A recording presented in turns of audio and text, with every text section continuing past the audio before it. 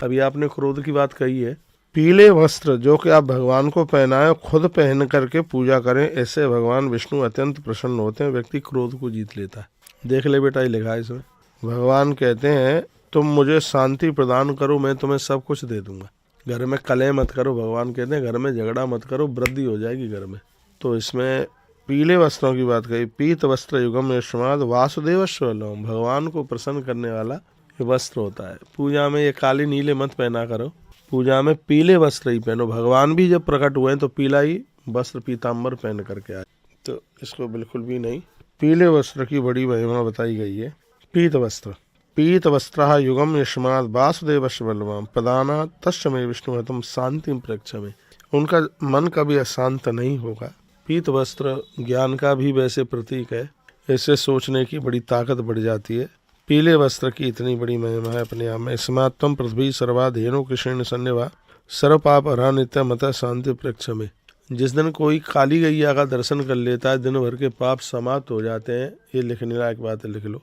महात्मा वशिष्ठ कहते हैं पृथ्वी सर्वाम धेनु या समास्तम पृथ्वी सर्वाधेनु कृष्ण सन्निवि, संपूर्ण पृथ्वी को धन धान्य से पूर्ण कर देती है काली गाय। घर में बहुत बरकत हो जाती है, रोग नहीं फैलते। इस गाय की इतनी बड़ी महिमा है। और सबसे बड़ी बात है कि संपूर्ण पापों को हरण कर लेती है और लोगों को शांति दे देती है। काली गैया का गौमूत्र 1.5 साल की बछिया हो, उसको 100 बार यदि सूती वस्त्र में छान करके यदि इसको लिया जाए तो डायबिटीज जड़ से खत्म हो जाएगी। इतनी बड़ी औषधि है। मैंने तो गौमूत्र के ऊपर पढ़ाई करी है।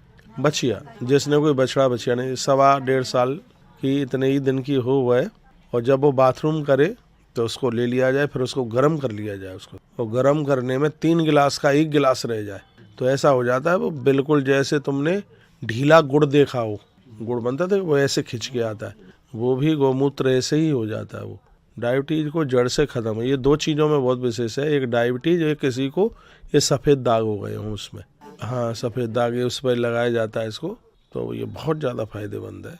काली बिल्कुल देसी, प्योर देसी हो, इसका पूरा ठांठा हो ऊपर।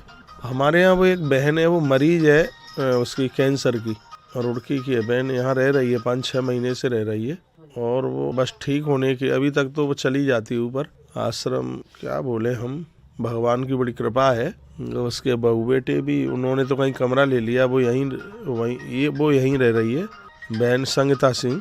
तो 1.25 साल की बछिया है, उसका वो गौमूत्र पी रही है और चमत्कार सा हो गया है, वो ठीक हो गई बिल्कुल। पता नहीं 4थे चरण में था, उसका कैंसर के समय था, वो ठीक हो गई भगवान की कृपा से। तो यहाँ बड़ी अच्छी बात कही है, स्मात्म पृथ्वी सर्वाहा। इसमें लिखा है कि गैया संपूर्ण धरती की गरीबी को समाप्त कर देती है। ये देश में सरकारें गौ माता को प्रधानता देने, भारत से बढ़कर के कुछ भी नहीं होगा। जिस समय ये कहते थे कि भारत सोने की चिड़िया, तो उस समय भारत में गौवंश ज़्यादा था, बहुत गैया थी। पहले एक व्यक्ति के भाग में 73 गैया थी, जनसंख्या कम थी, गैया ज़्यादा थी, और 150 लोगों के भाग्य में हिस्से में एक गैया बैठेगी। हाँ, तो गैया का इतना बड़ा अभाव हो रहा है। कितना सुंदर वशिष्ठ जी ने लिखा है, वो तो नंदिनी गैया की सेवा करते थे। वो लिखते हैं यस्मात्म पृथ्वी सर्वाधेनु कृष्ण, पटने की जरूरत नहीं है। उसका दूध, उसका मूत्र, उसका गोबर इतना विशेष है कि संपूर्ण धरती की गरीबी को ये समाप्त कर दे, इतनी होनहार है। यदि उसका गौमूत्र लिया जाए तो पूरी धरती के रोगों को समाप्त कर दे। डॉक्टर लोगों का दिल दिमाग भी नहीं वहाँ पहुँच सकता, जहाँ उसके गौमूत्र से, गोबर के रस से जो बीमारियाँ ठीक हो जाती हैं। आज भी मेडिकल साइंस में कैंसर और डायबिटीज को जड़ से ख़त्म करने के लिए कोई भी दवाई नहीं है। उसको दबाया जा सकता है, फिर वो वर्ग के ऊपर आ जाता है। लेकिन गौ माता का जो गौमूत्र है वो इन बीमारियों को जड़ से ख़त्म करने की शक्ति है उसके पास।